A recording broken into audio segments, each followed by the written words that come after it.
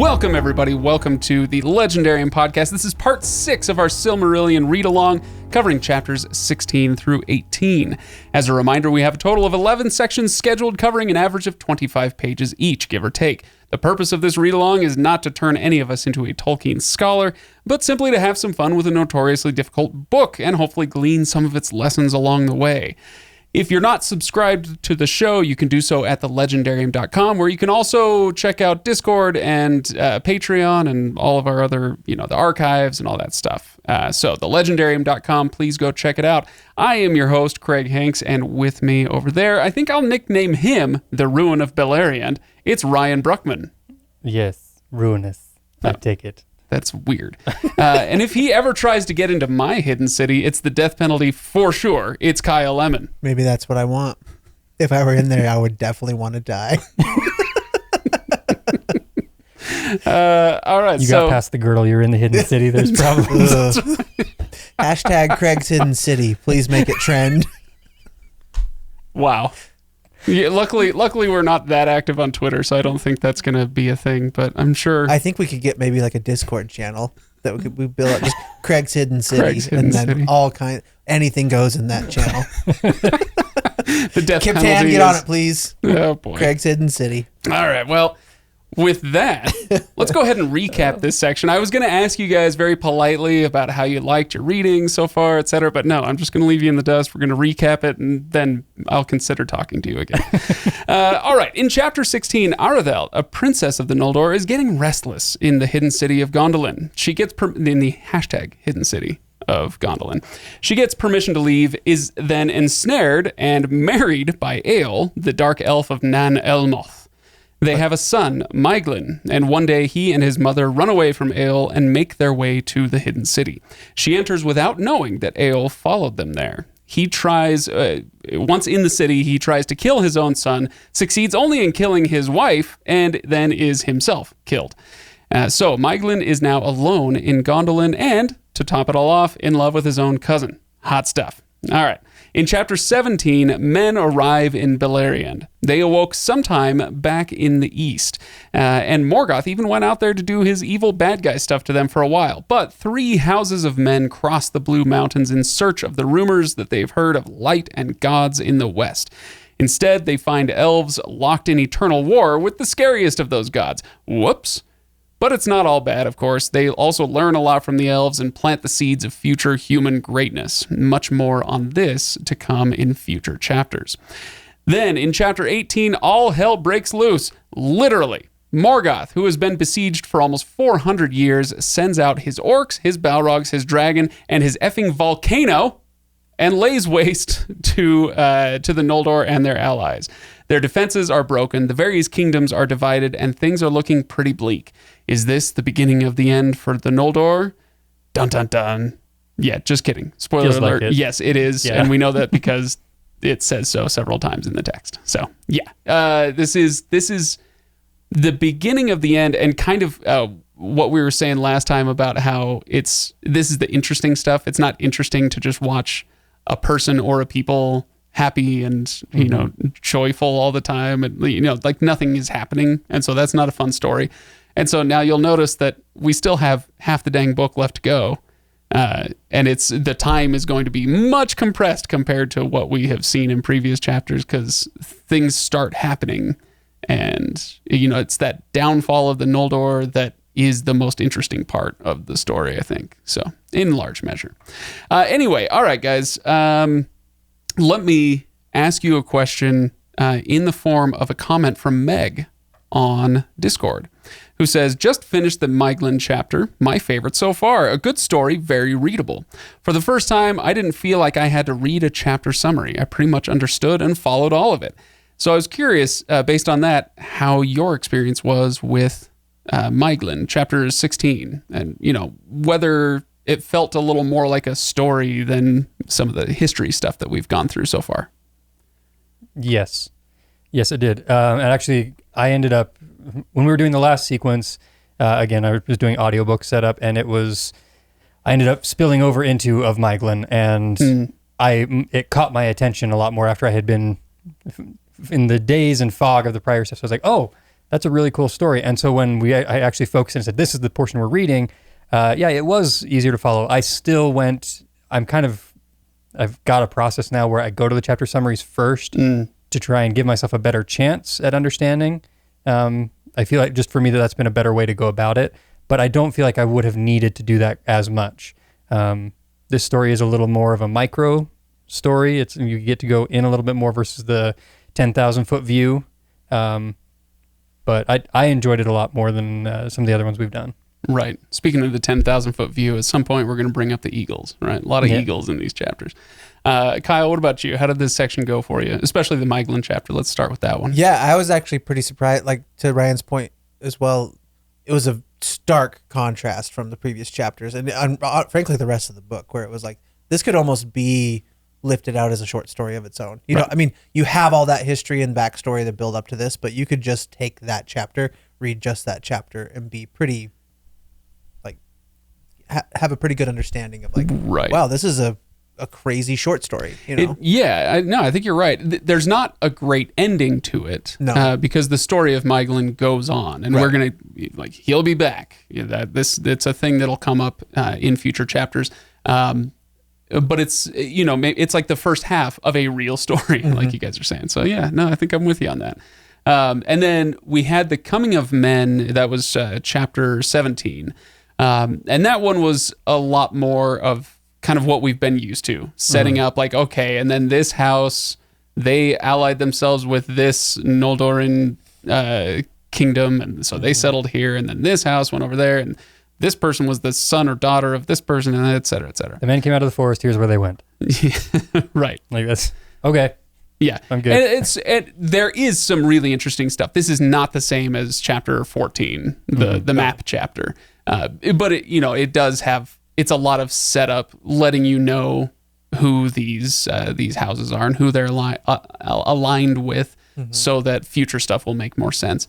But I thought there were some really good tidbits in the chapter about the Coming of Men and how Morgoth goes into the East secretly. He leaves his stronghold secretly to go find them, and kind of does the same, or he's thinking about doing the same thing with men that he did with elves, tormenting them and making them terrified of being alive in Middle Earth, basically. And then he kind of gives up on that, thinking that, these humans are of very little account.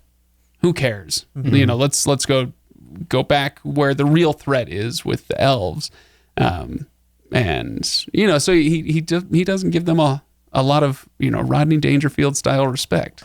Yeah. Well, part of, I can understand to a certain aspect, you're dealing with, your enemies up to this point have all been basically immortal creatures, and these things die after. It's like, based on time span, it's like a housefly. It's like, I guess I could wipe this out, or I could just let it die in its time because it's probably not going to bother me for much longer, which ends up being a problem for him because they don't. Right.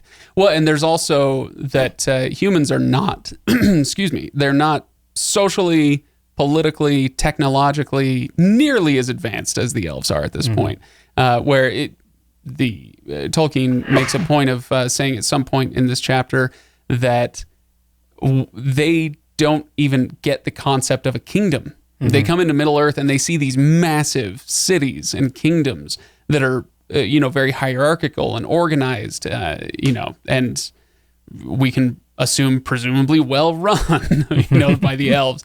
And they're just a bunch of wandering nomadic tribes at this point. And so they've got a lot to learn. And so, it's not that surprising that Morgoth would be like, I think I'm going to be fine. Yeah, you guys do your thing. I'll worry about them later. Yeah, exactly. Although I did find it interesting that the elves themselves really take note and struggle a little bit with the gift of men being their short lifespan, the ability to die, basically. And I don't know why, but when I read that passage that the elves, because there's one of them, and I can't remember the first Beor the Old dies at 93 years old, and they're like, I don't know how to deal with this. He's like, what's going on? And it just caught me off guard that such an advanced race or something wouldn't. You've had people die. You've had elves who are killed. You killed one in the last chapter. You threw him off a cliff. Like, but they didn't die of old age. but the dying of old age thing, it's like, I don't understand that aspect of it. It was just, it caught my attention there. That was noteworthy, I guess. Yeah, no, I'm 100% with you on that. I actually found it somewhat touching that he became such a friend to Finrod Felagund that blow, or that death, came as a blow to those elves that he had become close to. I liked it. That would be pretty weird to think about, though, like, because the concept of expiration doesn't exist for elven kind, right? And so just think about that. If you just assumed and everything you know is infinite, all of a sudden something isn't. Like, that's mind-blowing. I don't know, just hard to wrap your mind around. I'm trying to think, like, what would the concept be? Because I guess the opposite would be true, that for us it would be like to try to understand the concept of infinity. Like, you would never die unless you were killed. Yeah. Like, I think it's probably even a harder transition back the other way. I would say to me it would be similar, like my experience of going and living in a third world country. There was a culture shock, but coming home from a third world country back to it was shock all over again. But it was a bigger culture shock coming back the other way, and I wonder if it would be similar. I don't have anything else to add there. Just my brain. No, I know exactly what you mean. Mm-hmm. Lady Sweden actually asked us on Discord, would you choose the immortality of the Eldar if you had the chance? Does that seem attractive to you, or are you happy with your lot in life/death? Yes, I think I probably would. Yeah, I think I would. It's not so much a fear of death or anything, but I have serious FOMO about the centuries and things after. If it's Mad Max, then sure, whatever. I'm good. I'm out. But I've said this before on the podcast, like the idea that there's going to be things that I'm enjoying now that will continue on past when I'm here. Like, I'm sad to miss out on those things. Yeah. Like, yeah. FOMO, keep me alive. Yeah. Until I'm like, no, I've seen it all. Peace. This place sucks. I'm out. Yeah. I don't have FOMO for the future, but I do have a lot of FOMO for right now. Like, I really legit want to experience just about everything I can, within reason. I'm glad I don't live in, the Ukraine, or I guess it's just Ukraine right now, for instance. But there's a lot of life out there to be lived, and boy, I would like to live a lot of it. But forever is a long time. I know. So yeah, so I think we're going to get to the Numenorians at some point, and, where they're living for 500 years. That sounds sweet. I like that. I like that compromise. I imagine procrastination among elven kind is much worse than among humans. I just think, like, because the concept of, like, you take as long as as the amount of time that you have to do something. Kyle says this as somebody with several direct reports at work who he has to manage. Well, that's true. If they were elves, it would be your nightmare. Well, I just think, it would be. It definitely would be. No, but I'm just thinking, like, the idea behind purpose and like building civilization. So, like, you mentioned that the men come across and they're like, this whole idea of society and hierarchy and stuff like that's super foreign to them. But I think once you get down to a certain level, and because they don't live long lifespans, I can't remember what the reference is. It's fleeting right now, but the idea that, like, you can do so much in a lifetime, and humans do so, like, maybe it's Wheel of Time. Is it Loyal that talks about that? Yeah. That humans can do so much with their small lifespan. Because they're so hasty. Because he's saying that they're so hasty because they don't have very much time to live. But yeah, I would imagine that would apply here, because if you live forever, you have forever to do and accomplish whatever it is that you want to accomplish. So is there a sense of urgency to do it and progress forward? Can you have a life's work if your life has no end? Oh yeah, okay. I thought you were waiting for the crickets.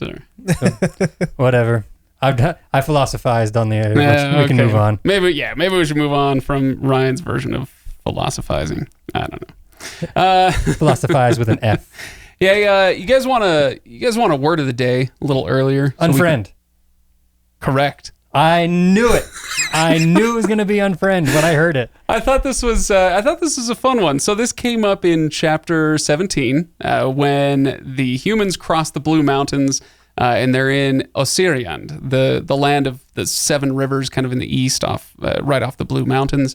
So that's the first place that they stop and rest for a while. And Fingolfin meets them there, or is it Felagund? I think it's Felagund who meets them there, Finrod. So anyway, so he meets them. He's kind of coaching them through, hey, welcome to Valerian. I'll be your tour guide. But the Green Elves of Osiriand, and yes, listener who asked about Green Elves, Dark Elves, Light Elves, yeah, we're going to get to that. They're not very happy about this. We don't want these strangers in our lands. We want them to leave. And let me see if I can actually find the passage. It's because it's a great sentence. These folk are hewers of trees and hunters of beasts. Therefore, we are their unfriends. And if they will not depart, we shall afflict them in all ways that we can. And then he uses it again a couple paragraphs later.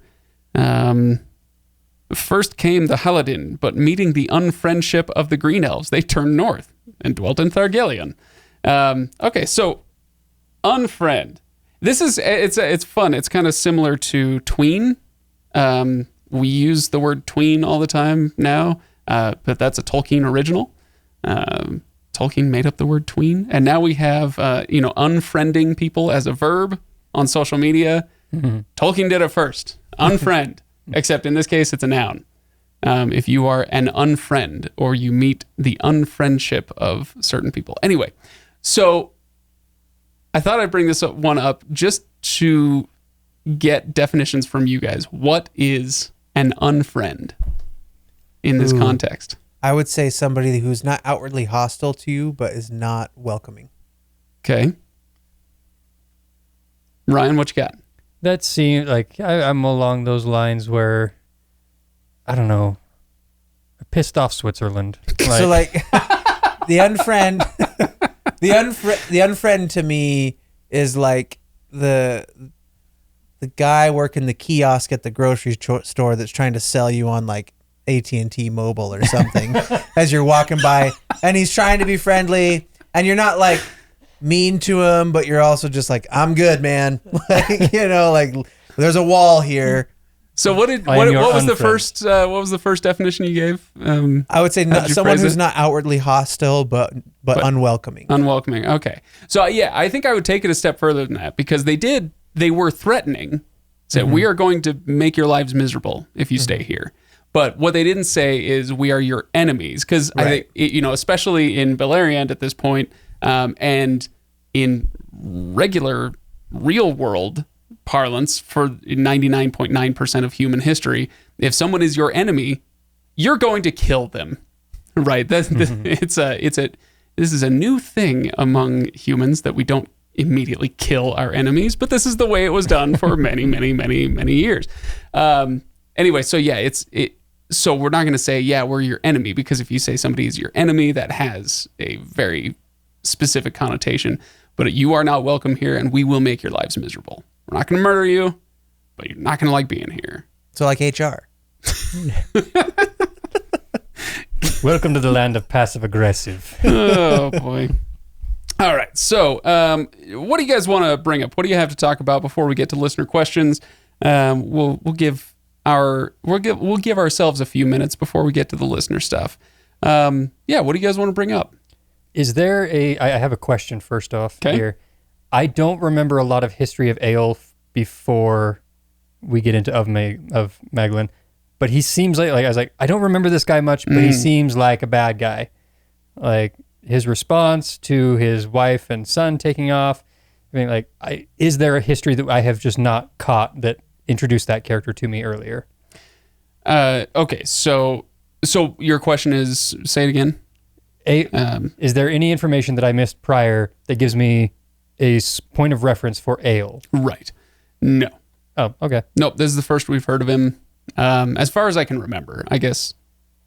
Yeah, I'm pretty sure this is the first we've heard of him.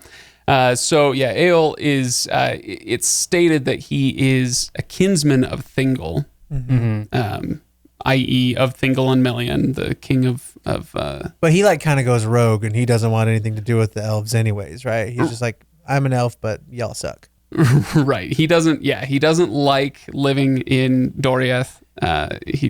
He doesn't like being in Thingol's court, whatever. So yeah, he An takes elf off. that prefers the company of dwarves, Right. and becomes a sweet smith, right? Mm-hmm. Makes a sweet sword. Did he make the crystal sword? We're gonna get so Am Eol I by the end of spoiling this things? chapter. No, not at all. By the end of this chapter, Eol is dead, but we're not done with him. But he's also So- kind of an a-hole, right? Eol the a-hole. Yeah, kind of. Because doesn't he... So he marries Aradel. Aradel.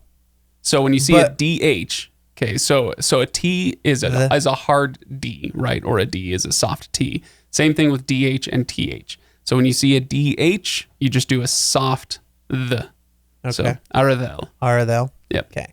But he marries her, but she doesn't necessarily want to marry him. So yeah, this gets a little ambiguous in the text because I had that same question. Well, what's going on here? Obviously, there are false pretenses involved. He kind of lures her to his household, but it's not stated that he, violently kidnaps her and forces her against her will to do this. So he does marry her, but definitely. So yeah, even though it's not physically violent or in any way, it's still kind of like if Beauty and the Beast, Belle never fell in love with the Beast and they just got stuck that way that's kind of their relationship. Sure, yeah. Okay. Yeah, now we're speaking Ryan's language. I've got this. A depressed Lumiere and Cogsworth for the rest of the setup. We're good. Which one are you? You're Cogsworth, right? No. I'm Lumiere, absolutely. Right. Because you're just that suave. It has nothing to do with suave. No, he just likes to sing with his dishes.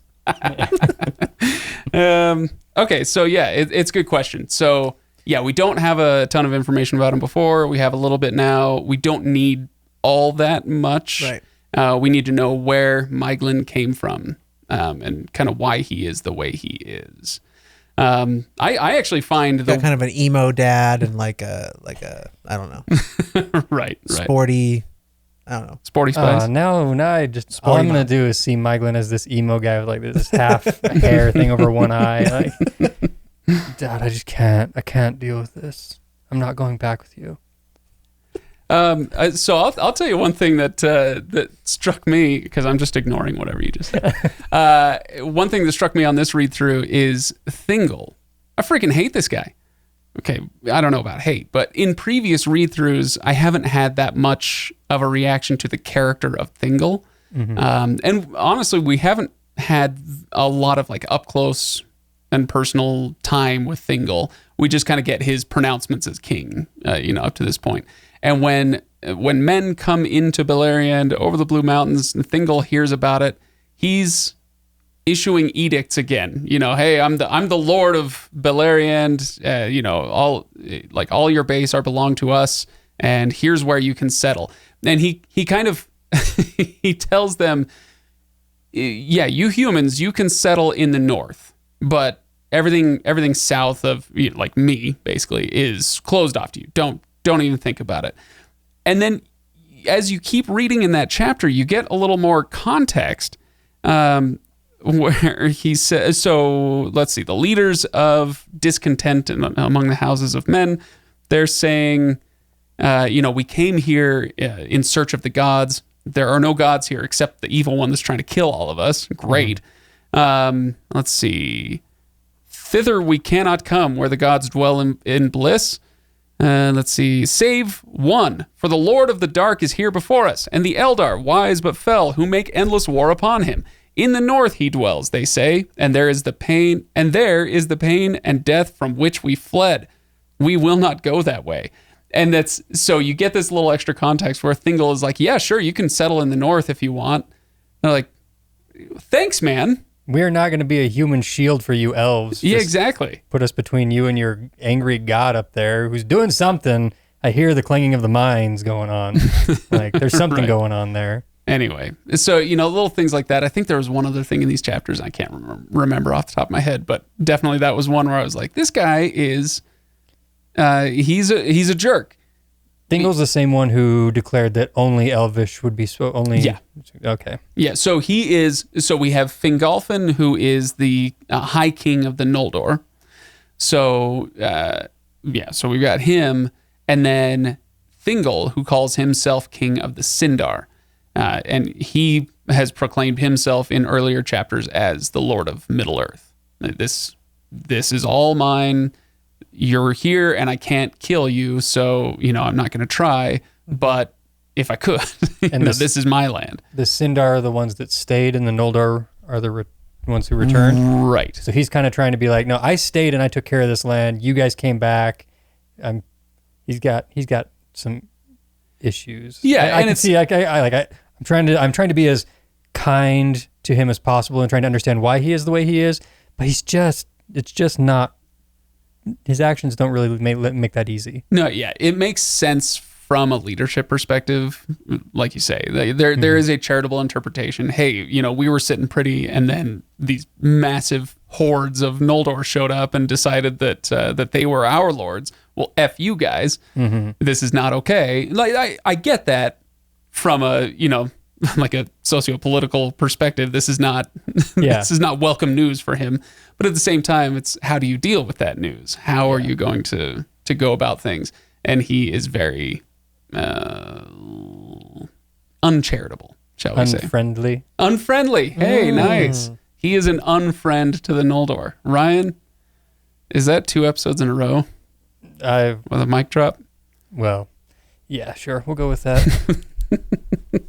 Anyway, okay, cool. So, Kyle, did you have anything that you wanted to bring up? Any notes from these chapters? Well, I did love chapter 18 and just the epicness of the baddies coming out. That's right. The passage that you brought up already before we started recording. Let me find it because I lost it. This is so chapter 18 is it's the war where in my recap I was talking about, the volcano and the dragon and the Balrogs and the orcs and all that stuff. But that doesn't quite do it justice. Kyle, did you find it? Got it. So, in the front of that fire came Glaurung the Golden, father of dragons, in his full might. And in his train were Balrogs. I hate and you. behind them came the black armies of the orcs in multitudes, such as the Noldor had never seen before or imagined. And I read that and I was just like, dang, that's freaky. Like, could you imagine seeing that force coming out? Like, first of all, Balrogs are scary enough, but then you got a dragon in front of them, and you've got the volcano going on in the background, and just like hordes and hordes of orcs, and also like orcs. They're not entirely new at this point, but they're still. I don't know, maybe we've jumped timelines, but I gotta imagine they're still relatively new. Of just like these things are freaky. Yeah, And let me add to that passage you read, the part that comes just before that. Yeah. Then suddenly Morgoth sent forth great rivers of flame that ran down swifter than Balrogs from Thangorodrim and poured over all the plain, and the mountains of iron belched forth fires of many poisonous hues, and the fume of them stank upon the air and was deadly. And it kind of goes on describing this volcanic eruption. And it's kind of similar to when you read about Mount Doom erupting at the end of Return of the King. Mm-hmm. The way that he describes the volcanic eruption using epic, archaic language rather than saying, like kind of clinically telling you about how a volcano exploded. It's much more mythological. And so I've been in close proximity to a major volcanic eruption. Really? And it is the freakiest thing ever.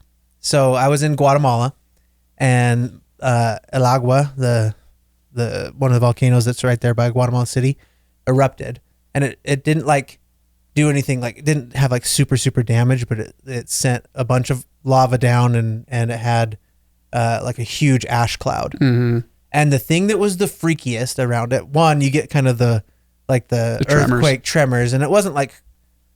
It was shaking, but it wasn't like full on earthquake. This wasn't Dante's Peak. No, not quite. So you get that, but the freakiest thing about it is it was probably 2:00 in the afternoon or something like that. And you get giant ash cloud, and then it's just dark. So it's like midday, but it's just dark. And there are no, so I was kind of the northern part of the city, kind of out toward, so you can, like, there are no birds that make any sound. They're like, just sound just stops. And the other thing you don't realize when a volcano erupts is there's so much static electricity in the air that you get just crazy lightning. So imagine just like all of that with Balrogs, and you've got and a dragon and you've just got like lightning crashing, and just one of the craziest things I've ever seen was it was like probably 6 or 7 lightning bolts that all came into one and just hit the top of the volcano. Oh my god! And it was like purple lightning, just and the freakiest thing ever. And then you just got ash raining down like snow. So it's basically just picture like black snow, and that's what it is. It's wild, amazing. There, you bringing up the quiet. Actually, I had a question about that, and I wasn't going to bring this up on the show. It caught my attention that in this chapter, it's described that where Morgoth's realm is extending, it's quiet, and it's kind of one of those things like darkness. We have culturally lots of different ideas about darkness, and some of them are scary, and some of them are comforting. Like you can be wrapped in a blanket of darkness, and like nighttime can be very soothing and restful. And similarly, quiet. We so often hear of quiet as this, stillness. I'm relaxing.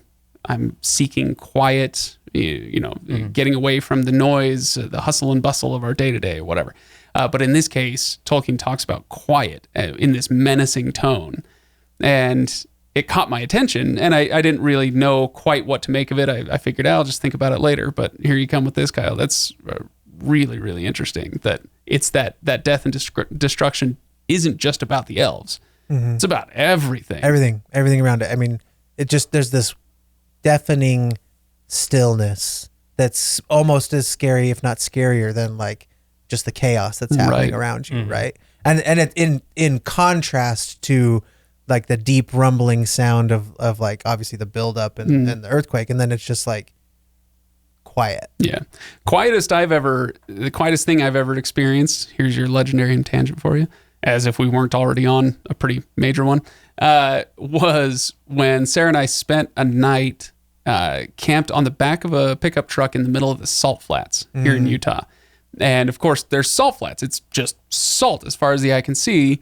Nothing can live there. There's no birds. There's no bugs. There's no plants. There's no nothing. Just the wind. That is the quietest thing I've ever heard in my life. And in that case, it was not very menacing because, it's the salt flats. But yeah, I can imagine how that would be terrifying. Yeah. Anyway. All right. Anything else before we get to some listener stuff? Or do you guys feel like we're ready? Oh, you know what? No, I've got a couple things. One of my favorite, or a couple of my favorite Elvish words and terms come into play in these chapters. So let's see. In chapter 18, we have Ardgallen, which is that kind of lush green plain around the lake. That's where they set up camp when they first got back to Middle Earth and started the siege of Angband. But now its name was changed. So let's see. Ardgallen perished, and fire devoured its grasses, and it became a burned and desolate waste, full of a choking dust, barren and lifeless. Thereafter, its name was changed, and it was called Anfauglith, the gasping dust. Love it. I just love the sound of that word, Anfauglith. That's a good one. Let's see. Did oh, that's right. And then there's another one. This is a Lord of the Rings reference. I know you guys read the Lord of the Rings very, very closely and just, paid attention to every single word. So I apologize for preaching to the choir here. I'm kidding, of course. But Grond. Do you remember where Grond comes into play in the Lord of the Rings? Isn't Grond the battering ram? Hey, very nice. Minas Tirith? Yes. Yeah. Yeah, it's in the movies as well. Right. Did they put it in the theatrical? I think it's in the theatrical version, but maybe not. I don't know. But at least in the extended version, yeah, the battering ram that they used to open the gates of Minas Tirith, the orcs named it Grond, after the Hammer of Morgoth. And so now we get the Hammer of Morgoth. There's the fight scene, which we should talk about, the fight scene between Morgoth and Fingolfin. And he has, let's see, then Morgoth hurled aloft Grond, the Hammer of the Underworld. Fantastic. Dang it.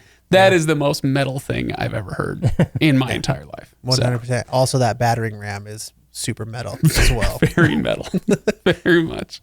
All right. I think that's about... okay. Last thing that I will bring up is the description that we get of Sauron in Chapter 18. Again, very, very metal. There's a reason that metal bands all over the world turn to Tolkien and, for inspiration, because you get passages like this. Sauron was become now a sorcerer of dreadful power, master of shadows and of phantoms, foul in wisdom, cruel in strength, misshaping what he touched, twisting what he ruled, lord of werewolves.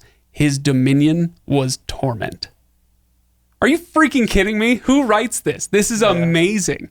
That is the greatest character description of all time. And I don't know and don't care what he looks like.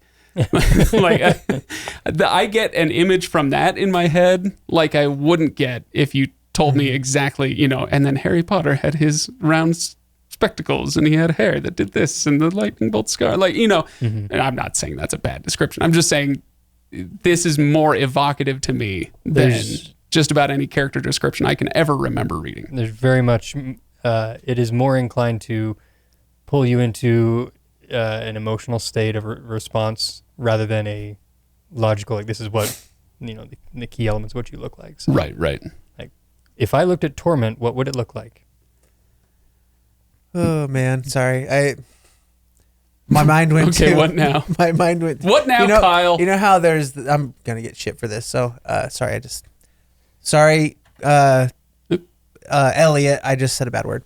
There's that saying that gets used really often, the nevertheless she persisted. Sure. And now I'm just thinking like his dominion was torment is now the new one that I'm going to use all the time in my life. His dominion was torment. That last bit is such a great line, and it breaks two of the rules of such lines. One is go for monosyllables. Well, no, you have dominion and torment, but they're also non-Germanic words. So you've got, Latinate words that generally don't work as well in a passage like this. But boy, do they work right I there. defy you to find words that work better than this. His dominion was torment. So good. So good. I need that. I need that t-shirt. I didn't know at the time that werewolves were I guess the thing, like in Middle Earth. Right. Or are werewolves the same as what we consider in our modern, horror films type thing? Right. Are these lichens? No. Yeah. No. Just big wolves. So no, because they're not it's not people transforming into werewolves. Well, it is, but it's not like humans transforming into werewolves necessarily, or into wolves. Where something along the lines of change, or no, is it man? I think werewolf, man wolf. That's what it is. And so, but Sauron is a shapeshifter. We have other shapeshifters. We have Beorn in The Hobbit. He's a werebear. But he's also not a human. And so it's not the same thing. No, it's not the whole and if you get bitten, better find yourself some silver bullets. It's not that. But yeah, sure. Werewolves. And doesn't he have an island of werewolves that no one can that no one has ever crossed or tread? Tol Sirion is this island in the river Sirion. It kind of traverses north to south the whole of Valerian. And it's just to the west of Angband, the realm of Morgoth, and that's where the original Minas Tirith is, which we know means Tower of Guard from The Lord of the Rings. So that's the original Minas Tirith, and it was there, and Sauron took it over, corrupted it, and it was renamed, the Isle of Werewolves. Got it. So also fairly metal. So there we go. Yeah, we're and just wait, you guys, till we get to I think it's chapter 20, the Battle of Unnumbered Tears. I want that spin-off, just the Island of Werewolves. I just want to go there and see what goes down. I have one other question with, because I want to know if it's Sauron or not, but there's a sequence where the humans are talking, the men are talking about that there are no gods or whatever, but then it says later on that the person who said that claims to have not said that. Right. Was that Sauron in alternate form planting a seed of evil? Right. Either him or Morgoth. Okay. Or as Kyle would call it, a bubble of evil, right? Bubble, yes, bubble. Yes. See, I just went back to our earlier conversation about Sauron shape-shifting, planting seeds of evil. That's right. Wow. Sorry. Okay. All right. I did enjoy the Discord discussion afterwards. Like, I can't believe that's where they took it. Oh yeah, no, that's the Legendarium. You never know what is going to happen here, except you kind of do. Yeah. Okay. So, what was the question? Oh yeah, it was either Morgoth or Sauron shifting into that form. It was just, it's one of those things that is never explicitly stated. So I wanted to just I feel like it's something I'm supposed to catch, and I want to make sure I did if I did. Yeah, I think you did. Okay. I think you got it. Yeah. All right. So here's one from Deepolt. Okay. So we're going to some Discord questions. Deepolt asks about Eöl. Can we assume what he did with Arthel was different from what Melian did with Thingol? I still feel like the latter could be taken the wrong way without additional explanation. So do you guys recall the story of Thingol and Melian? I remember them staring at each other for a long time. Like Exactly. They just got stuck, and it's just time passed, and they were both just caught in this looking at each other moment. So right. Yep. And that's about it. So that was essentially the story. He comes across her in the woods. They stand still for hundreds of years, presumably, while other things are going on around them. And then they emerge from the woods, madly in love, and they start their kingdom forever and ever. So the question here from Deepolt is, can we assume what Eöl did with Arthel was different from what Melian did with Thingol? Yeah. Yeah. I think. Yeah, because Melian did not. So she was wandering the woods when I think it was he Olwe at that point or Elwe? I can't remember. He comes across her and falls under a spell, but it's not like she was casting a net waiting to ensnare some poor elf lord who wandered through her woods. That's not how it was. But with Eöl, he did do something like that. He did. It talks about spells. We don't know quite how magic like this would work. It's probably more practical than magical. But he found some way to kind of funnel her toward his home, right? Mm-hmm. So he tricked her into these dark, scary woods, and I love the description of his woods with the gnarled roots that dig like claws into the earth, and the black trunks, and the sunlight never reaches there, all that stuff. Great. And so she's in these terrifying woods, and he directs her path to get to his house. And I'm so grateful to find an elf lord of your stature. Thank you so much for saving me. Yes, I will marry you. Oh, great. So you're just strengthening my Beauty and the Beast case. I'm just saying. Eöl, bad. Thingol, Melian, I mean, in that instance, just fine. Fine. Nothing to see here except each other. So, but no, it's a good question. Good question. All right. Meg, of previous Meg fame, asks, with Maeglin wanting Idril, his cousin, he's pretty specific. Tolkien is pretty specific that incest is not a thing that is done there, and none of them have ever desired that type of thing before. This kind of suggests the desire is a thing inherited from his dad's quote-unquote dark elf side. Do we know the family tree of Eöl? He just seems to pop up out of nowhere. Okay, so we talked a little bit about the origin of Eöl, being of the household of Thingol. We don't know what it means that he's kin. Maybe he's like Thingol's cousin or something. I don't know. Nephew, whatever. But so why is Maeglin prone to this bout of incestuous attraction? Do you guys?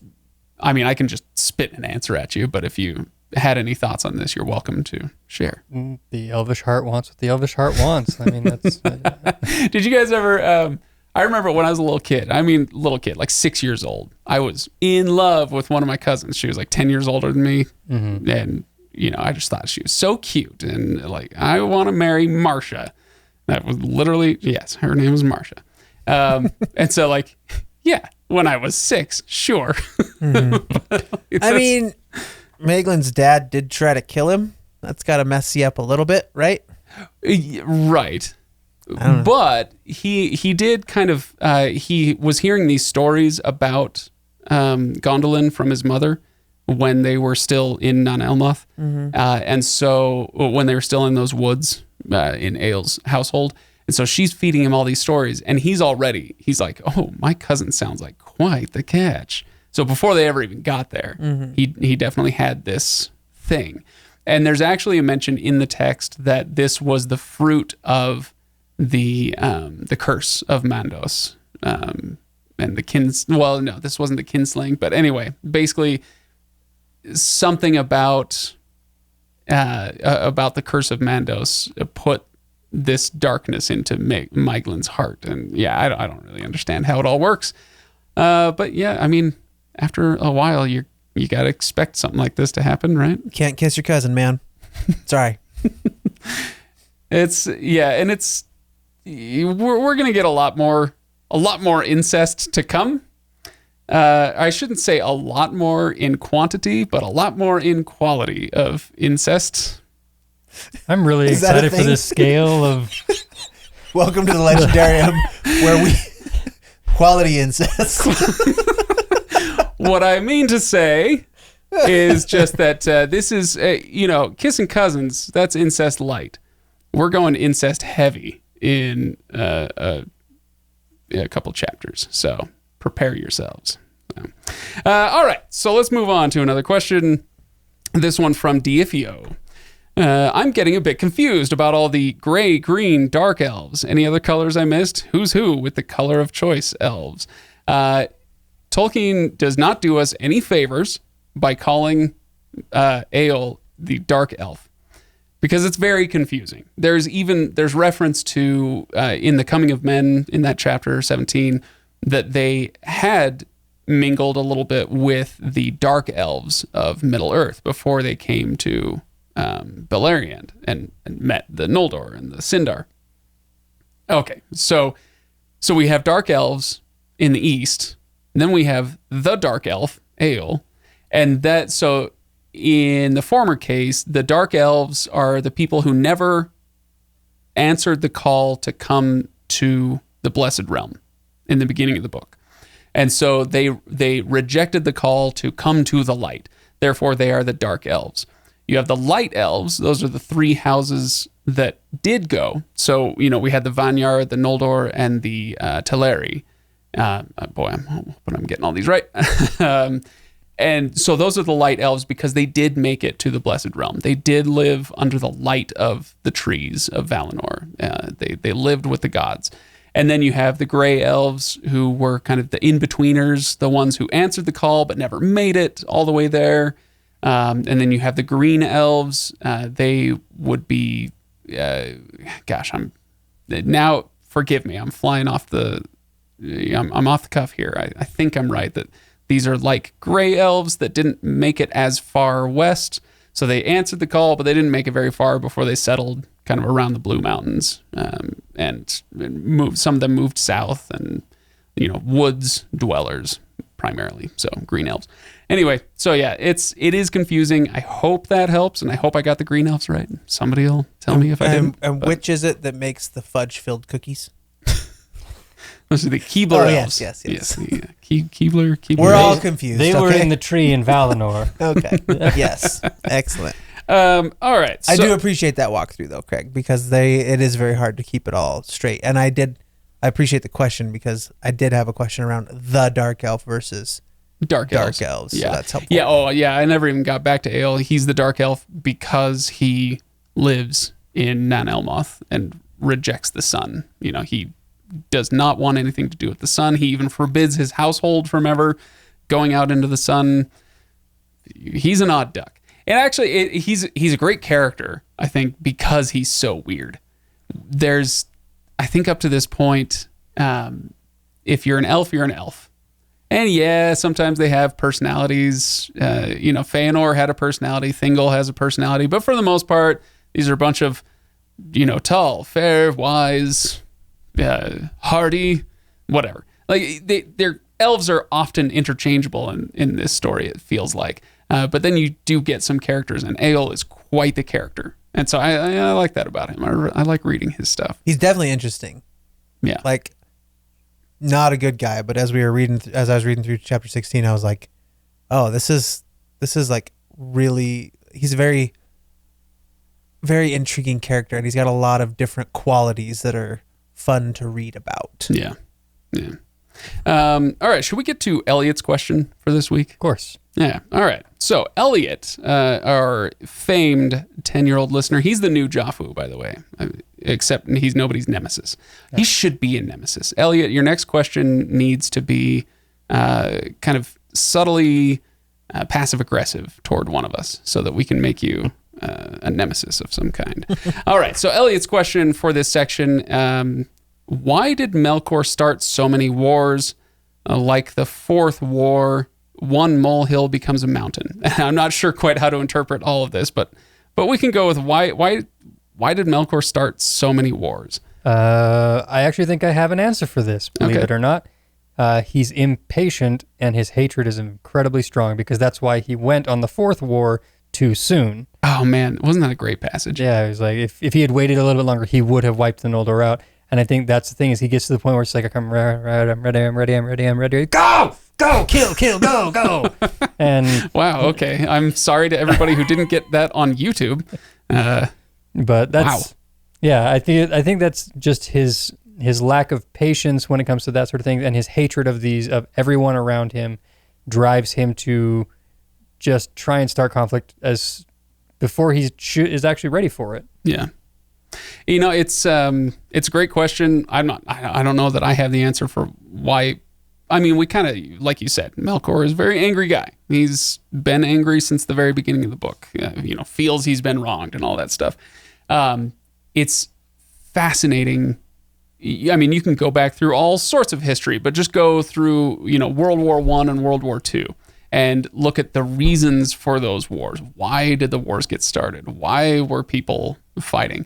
And now we have the war in Ukraine, and I don't think any of us have the information yet to know why did Putin start this war. There's, all sorts of very good educated guesses, and, I have my own, but it'll be very interesting when the history books finally get a hold of this stuff and when we get something akin to an answer of why did he do this? And oftentimes it feels like the answer just comes down to because he's crazy. Because he's crazy and he's in charge, right? And so Morgoth is crazy and he's in charge. And so he wants to wipe everybody out. So, but on the other hand, a lot of these sons of Feanor kind of crazy too, driven by their oath. They're a little bit crazy, and like it's crazy to wage war on a god. So you'd have to be a little crazy. Anyway, yeah, I don't know. But it's a good question. And one that, Elliot, I hope you read a lot of history books and I also think figure that stuff out. It just goes back to the very beginning where he wants dominion over everything. He wants to be in charge. He wants to be in charge, and he wants the ultimate ability to create, right? Because isn't that the one thing that he can't do is actually create? Mm-hmm. And I think until that, even though it's futile, he's never going to be able to get to that point. But until he does, he will continue to destroy until he wants dominion over everything. So it does, I think the question was, why does he keep starting wars, right? Because his first conflict was never solved. Right. He's still fighting. His original fight. Yeah, in his mind he's still going to that original purpose, and whether it, we see it as different wars over time and different peoples and whatever, but it is still just that same central conflict, and it will never be done because what he's trying to achieve cannot be achieved, at least within the box that we understand it. Right. Okay, let's go on to some other ones here. What's the one I was... Oh, yeah, this one from Felicity, who asks, do you believe Fingolfin proved his kingliness in this chapter for his heroics against Morgoth, or should he have stayed with his people and led them for longer rather than dying? I love this question. So, first of all, we should set this up. And what happens with Fingolfin?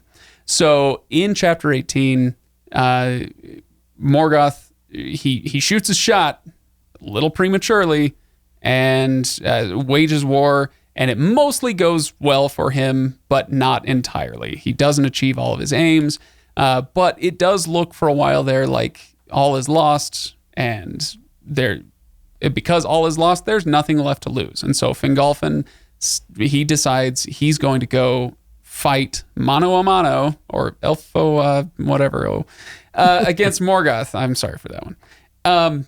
So he rides his horse all the way up to the gates of Angband, bangs on the doors, and shouts at Morgoth to come out and fight him. And he does. And it's epic. I love that passage. It's a lot of people's favorite passage, this fight between Fingolfin and Morgoth, and it's easy to see why. It's really, really fun to read. And so Morgoth is giant. He comes at him like a mountain, I think it says, or like a hill. And he's clad all in black armor. He has a giant black shield, and Fingolfin is this, he's clad in white and has a blue bejeweled shield, and he's this bright thing against the darkness of Morgoth. So Morgoth is trying to smash him with Grond, a hammer of the underworld. So good. But he keeps missing because Fingolfin is too fast, and every time he swings, Fingolfin gets a hit off. And so he's slicing up, presumably, Morgoth's legs at this point. We don't know. But, he's awfully tall at this point. So he's probably slicing up his legs. And Morgoth is screaming in pain every time he gets hit. And all the orcs and everybody around is like, what is going on? They're all freaked out. The boss is getting wrecked. But eventually, he is one of the Valar, though. So, yeah, you're not going to overcome him. This is literally a suicide mission. And Morgoth finally pins him against the ground. And as he does so, as he's crushing Fingolfin under his foot, Fingolfin gets off one last stab in Morgoth's foot and lames him in that foot. So he has a limp forever. Such a good passage. Okay, but then he does die. Okay, so the question here from Felicity, was that a good idea? Should he have martyred himself in this way, or should he have led his people and stayed alive for their sake? What do you guys think? What was the outcome? Have we read it yet? So maybe I'm the long-term outcome of or just him going in and fighting Morgoth, was that to achieve his people getting away or getting to safety or something like that? Wow, bless you. Or was it simply no? He just left and went to fight him. Yeah, he just left and went to fight him. He kind of thought things are looking bleak. So yeah, because I'm trying to reconcile it with the captain goes down with the ship situation, where you know what I mean. Like, captain will go down with the ship to save all the women and children and whatever. But that wasn't necessarily the case here. Well, yeah, I think it was more. It was revenge, revenge is probably the wrong word. I know it's a fine distinction, but vengeance versus revenge, sure. Right? It's if there's a distinction, it's a fine one. But it's that Feanor sought revenge. Fingolfin is out for vengeance. Right. No, that makes sense. And I would ask, I guess, in the laming of Morgoth, does that deter them from does that end the war essentially? Does it deter them from continuing to attack his people? There were other things that ended the war that Fingolfin didn't know about. Okay. But I don't think he was doing it to be a martyr. I don't think he was doing it in order to rally the people. But I'm sure it had that effect, right? So, Yeah, I don't know. Should he have, in hindsight, should he have gone? I don't know. It's really hard to say this one life is worth X, right? That is a difficult question to ever try to ask or answer. But is it worth it that Fingolfin did lame Morgoth? That he did get off, a lot of blows against Morgoth, where it's now I want Ben Affleck to come and say, "Do you bleed?" He also so he has shown that there is, even if you can't kill him, right? There is something to the idea of overcoming this. Yeah, and there's definitely something to the representation of he was not afraid to go toe to toe with him. Right. You know what I mean? So like to your point about like he can be harmed or injured or whatever, but like representing to his people as the king, as the king, I'm not afraid to go and face him, and we should all be able to stand up to this evil, basically, right? So I don't know that that's the intention, but I do think that that's kind of the message that it sends. So as far as how was it phrased? Does he represent himself as a like kingliness or whatever it was that was in the question? Yeah. Sorry. Do you believe Fingolfin proved his kingliness? Yeah. Yeah. I'd say yeah. Yeah. It's a difficult thing. What is more important, to be a symbol or to lead or rule? Yeah. It's a good question, and I think reasonable people could come to different conclusions. But in this case, had he made the decision not to go, obviously it wouldn't really have been part of the story. But if it was, and he was considering going and he decided not to and stayed with his people, I think we would similarly be saying, hey, I could see it. That's good decision. Yeah, was it wisdom or cowardice to stay behind? Because you could go either way. Right. And what is the lasting impression and message that it sends? His, whichever action he takes, you could justify it kind of probably either way. Yeah. Okay, so here's another one from Lady Sweden, who says, another name bomb in chapter 17. I expect Craig will tell us to mark the page. And yes, I will. So everybody open your books to chapter 17. It's actually one of the last paragraphs. Let's see, 1, 2, 3, 4th from the last paragraph in chapter 17. You know what? Okay, I'm just going to read this to you guys because it's so ridiculously chock full of names. The sons of Hador were Galdor and Gundor, and the sons of Galdor were Hurin and Huor. And the sons of Hurin was Turin, or the son of Hurin was Turin, the bane of Glaurung. And the son of Huor was Tuor, father of Erendil, the blessed. The son of Boromir was Bregor, whose sons were Bregolas and Barahir. And the sons of Bregolas were Baragund and Belegund.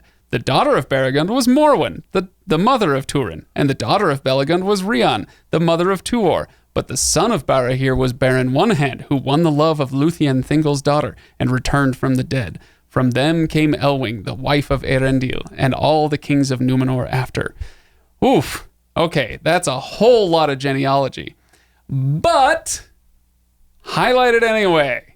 Is one of those ones you should have, I have these little sticky notes on those little markers, page markers. Stick one of those on that page, highlight that paragraph, just so you can remember. And it's all in the family tree in the back, but it's kind of similar to those other ones. This is a great prose version that you can come back to and say, wait, who was the daughter of what, the cousin of this person who was, probably married that cousin? I don't know. I remember Turin and Baron already out of that crew. Right. Hear some of their, so we're going to come back to this at some point. Exactly. Yeah. So just like in the earlier paragraph in the earlier chapter where it's like these are all the sons of Feanor and a few of their characteristics that you might want to remember. It kind of lays out the houses. This does the same thing for the houses of men. And similarly, we're going to have this is a chronicle of the elves in the First Age, and so humans don't play the same kind of role, but there are a few who do, who mingle with the elves and play a huge role in their story. And all those names are right there in that paragraph. And this gives you a good reference point to who's related to who. And you guys are going to love, I think Huron fan on Discord this time wrote something like, "Man, I love Huron." It's like, well, take it easy on the self-love there, buddy. But yeah, no, so you get Huron, Huor, Turin, Barahir is a big one. Baron is a big one. Yeah. So did we get a spoiler in there? Yeah. Yep. That's the thing about this book is because this is a collection of stories, the assumption as you're reading this, and this is one of the things I love about the Silmarillion, even the first time I read it when I was 17 years old, one of the things I love about it is that it assumes you know all this stuff. It's just making sure that these stories are down in writing, you know. It's written in such a way, or at least it's edited and compiled in such a way here that it assumes that you know the story of Beren and Luthien already. And you might not. It assumes that you know when it says that Turin's name is Turin, the Bane of Glaurung. Yeah, that's what I was referring to. The Bane of Glaurung. Wait, what? You know, if you haven't read it before, you wait, whoa. Glaurung is super scary. He just laid waste to a whole section of Valerian. So anyway, yeah, you get those tidbits. I like it. I could see if this was a traditionally structured novel, that would be very frustrating. Right. You know, let me get there. But this isn't. And I like those little tidbits that I think make you want to read a little more. Yeah, I was going to say, because even, I mean, you know my philosophy on spoilers already, but even just hearing that, it's like, oh, there's a story about Glaurung going down. I want to go read that. Go find that. You know what I mean? Yeah. All right, last one. We've run a little bit long already. I'm sure everybody will hate us for it, right? Lady Sweden. I'm going to end on this one from Lady Sweden. We've gotten a few from her, so well done, Lady Sweden, on this one. Question. Oh, she said, so many of the sub-stories in this section would have been great to have told more extensively. If you could have one of these sub-stories in the assigned reading told more extensively, which one would you pick? So we kind of, let's see, what do we got? We've got Eöl and Arthel. So the Maeglin chapter, I keep mispronouncing his name. What else do we got? We've got the battle that's kind of sketched out. The battle is, except for that first description of the volcanic eruption, most of the battle is very 30,000 foot view. Right. Orcs were ravaging this part of the country, and then this group had to flee to this part and whatever. So that's very 30,000 foot view. We have the coming of the men into the west. And that might be my choice, honestly. I want to hear more about the origins of the awakening of humans in the east of Middle Earth. I'm sure that was intentionally left vague to leave room for, because he did not want to step on the toes of his, Catholic theology. And so he probably deliberately left that part vague so that you could very easily fit in a Garden of Eden into his origin story for men, but didn't want to put that in his actual book. But you don't have to go that way. You can have other headcanon. And I like the idea of these nomadic tribes kind of going through the same kind of thing the elves did with the terror of Morgoth. I think there's some stuff there. Yeah. The more I think about my initial feeling was getting into the Morgoth and Fingolfin. The Morgoth and Fingolfin battle. Like that sequence. But the more I think about it, and the more I think about the Maeglin chapter, things like that, is that there is enough detail in that already that you wouldn't gain a whole lot of new perspective, I think, right, adding to that. Whereas having the men come out, and there's more story to be told and more information to be gained by doing that than there is in giving more detail to, exactly how it is that he dodged, right, the hammer of the underworld and things like that. So the Battle of Fingolfin and Morgoth as told by some modern fantasy writer. Yeah. right?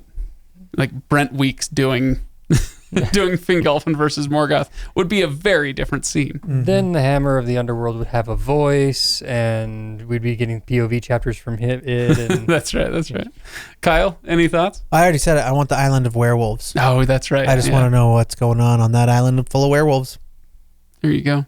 And even just deeper dive into the whole concept of werewolves within Middle Earth. So yeah, Like, somebody what else are did they? have that. What is the mythology there? I want to say was it Deepholt said something along the lines. Sauron finally does something and is called Lord of the Werewolves. We shall see a vampire soon too. That's true. So vampires and werewolves exist in Middle Earth. Why is this not discussed more? It's a fun way to put it, but ultimately I think it's because vampires and werewolves are not the same thing in Middle Earth as they are in our own folk mythology. So. But that would be where I would spend my time. What are they then? Yeah. There's probably some note somewhere that I've read and forgotten. anything with Sauron would be a interesting. He's place to such go. a cool character. Yeah, give me an 8-episode miniseries just on Sauron and just give it to me. You may just get one, Kyle. All right. Yeah. It's called Amazon's The Rings of Power. So we'll see how that goes. I remain cautiously optimistic. And on that note, let's go ahead and end for today. Thank you everybody for listening. Ryan, Kyle, thanks for coming in and for reading and commenting. I hope people enjoy it. If you do, please go to thelegendarium.com, subscribe to the show, go do all the things, join us on Patreon. It would be wonderful if you did so. We really appreciate the support. When you go to thelegendarium.com, I can't believe I forgot to say this at the beginning, but make sure you click on the button up at the top that says Legendarium Con. I don't know why we're calling that because that's way too grandiose for what's going on, but many of us will be meeting in Portland at the end of May. I think May 28th is the official date. And a day before and after probably we'll be out there. So at Portland, Oregon, May 28th, would love to see you there. So if you're in the area or can get to the area, please consider joining us for a riotously good fun time in Portland. All right, guys, you good? See you next time. Yes. Okay, Ryan. All right, I'm out of here. This is dumb.